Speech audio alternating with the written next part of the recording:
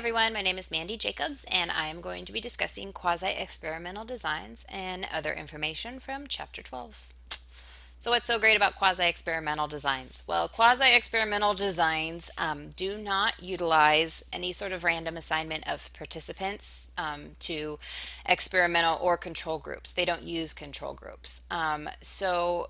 From a funding standpoint, a resource standpoint, they're appealing because they don't require as much funding or resources as true experiments, but they still have a pretty high level of internal validity.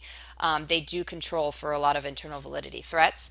And because of that internal validity, they also have a high level of effectiveness for EBP research. They're actually considered in the hierarchy of EBP research to be just under true experiments, so highly effective. They also provide more support for causal inference than pre-experimental designs do, again because of that high degree of internal validity. So three commonly used quasi-experimental designs. The first one is non-equivalent comparison groups design. This is when you want to do a comparison study, but again, because it's quasi-experimental, we don't have the ability to create a random control group. So you have your experimental group, and then you go out as the researcher and you try to find a similar group, as similar as possible to your experimental group, and you make that group your comparison group. So you do a pre-test on both, and then you apply the intervention to the experimental group, and then you do a post-test on both. And again, because we're not using a randomly assigned control group, the internal validity for this is not as high as a true experiment, but it is pretty high because you do still have a comparison group. And assuming that nothing else was corrupted and that the two groups didn't communicate at all, and that the demographics of the groups are, fairly, similar, then it can actually be, have a really high degree of internal validity. Another design is the simple time series design. I actually use this design in my single study case, but it does not use a comparison group at all. All you do is you observe your subject or subjects over a series of time, and you measure the changes in the dependent variable.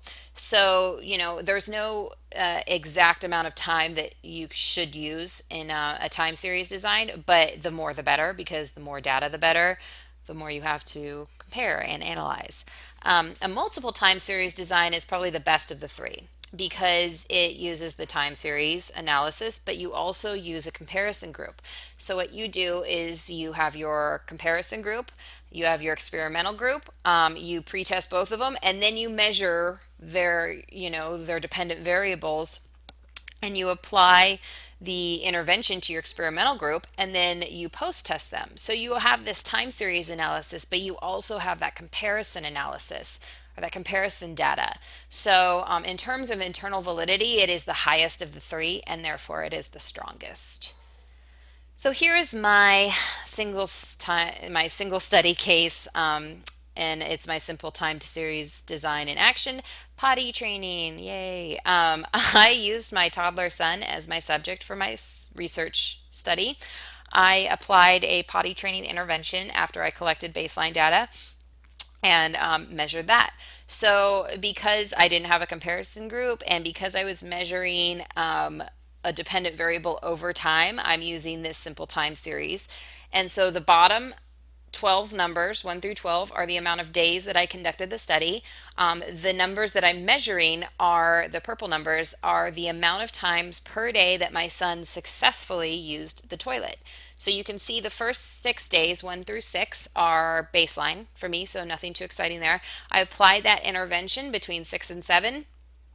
Days 6 and 7, and you can see there is a pretty drastic change in his toilet usage behavior after the potty training intervention. So because I controlled for other things in the experiment, and I didn't change any other part of his potty training regimen, everything else stayed exactly the same, I can infer that that potty training intervention is probably had a part of why his toilet usage went pretty drastically up. It increased a lot after the intervention was applied, thankfully.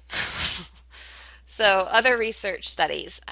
You can use these studies when a true experiment or even a quasi-experimental design just isn't feasible. The first is cross-sectional study. So, cross sectional studies have exploratory, descriptive, or explanatory purposes. But the thing about cross sectional studies is they cannot um, allow for any conclusive inferences because you're only measuring the data at one point in time. So, you have no history, you have no time series analysis. But the thing about cross sectional studies is you're hopefully measuring a large cross section of data. So, a great example of a cross-sectional study, a descriptive one, is the US Census. And so if you think about it in those terms, the cross-section is huge, right? It's America. And but everyone's filling out that census study or survey at that one point in time. So you can't infer a lot from that. You can collect a ton of data from that, but you can't infer. So say, someone puts that they're unemployed on their census. Well, we don't know if they were just laid off yesterday and they're filling out their census today. I mean, maybe they were working steadily for 30 years prior to that. Or maybe they've been unemployed for 10 years and we don't know that either. I mean, there's no history, there's no time series. So you can't infer, but you can collect a lot of data and you can develop a hypothesis based on the data you collect that could lead to a quasi-experimental or experimental design study. So again, they don't have a lot of internal validity given, no history, no time series analysis, no control group, none of that. But they have a lot of external validity due to the nature of the cross-sectional data collection.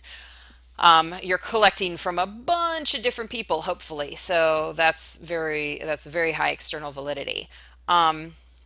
Case control studies are a little bit different than cross-sectional studies. The data collection, the nature of the subjects is not huge like cross-sectional studies, but it is also just collecting data from one point in time. However, what's different about case control studies is it's retrospective data.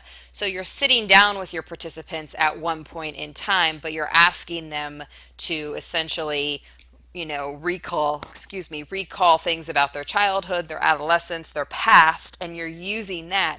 So they're a great way to kind of test out a hypothesis when a longitudinal study just is not feasible. But you have this hypothesis that you want to test out. You can collect, you can gather two groups of participants and kind of, survey them and ask them questions about their childhood and their adolescence and see how that compares to what your hypothesis is. So for example, I'll give you a quick example here.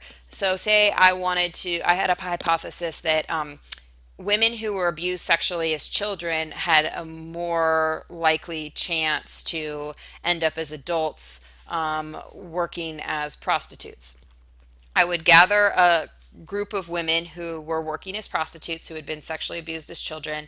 And then I would gather a group of women who had been sexually abused as children who were not prostitutes. And I would ask them a bunch of questions about their past and kind of try to gather as much data as I could to either support my hypothesis or figure out why, what is there something else going on that triggers women going into the sex worker trade versus not, regardless of their history. So again, they're popular because they're so feasible, and they can support they can support a hypothesis, and then that can allow for a quasi-experimental or experimental design study to happen based on the data that you can gather from your study, your case control study. So 4 practical pitfalls of this of quasi-experimental and experimental designs. The first one, intervention fidelity, and this basically is that if you have an intervention that could be the most perfect intervention, but you can't deliver it to every single participant, so you're relying, on other people to deliver your intervention for you to participants, they're not going to deliver it the same way across the board. Like everyone has their own style, everyone has their own, background and history, whatever, judgments. So they can deliver your intervention in their way, but that can corrupt your study because it could be, it could have a different effect on the client or the participant based on the delivery of the intervention. So it's hard to, so that's something that can corrupt the study. Control condition contamination. This is when the control group or the comparison group even interacts with the experimental group, and they get together and they start talking about what the intervention is, and then there's contamination immediately, because then everyone's aware of what's going on, and once you have that, you have tons of bias, and you can't count on those any results that you get from your measurements, because everyone knows what's going on, and they know that they're receiving the intervention, they know that they're not. So that's a huge measure of contamination. Resistance to case assignment protocol. Sometimes social service people don't want to implement your protocols. They don't agree with them. They're just not into it. They just would rather do it their own way. And so if you're relying on these social service workers to, enact and deliver these protocols to the clients, they might just not do it. And then your study is corrupted. Client recruitment and retention. You can have issues finding people in the first place for your study. You can have problems retaining people. They can find out that they're not a part of the intervention or the experimental group and get angry and drop out. They can, they just, there's a lot of reasons why they don't come back. It's financial, it's transportation, etc. But, there's always that problem. So those are the four main practical pitfalls of any sort of experimental design. And my references are the text. Thanks so much for hanging in there with me, guys. Sorry this was kind of long. See you later.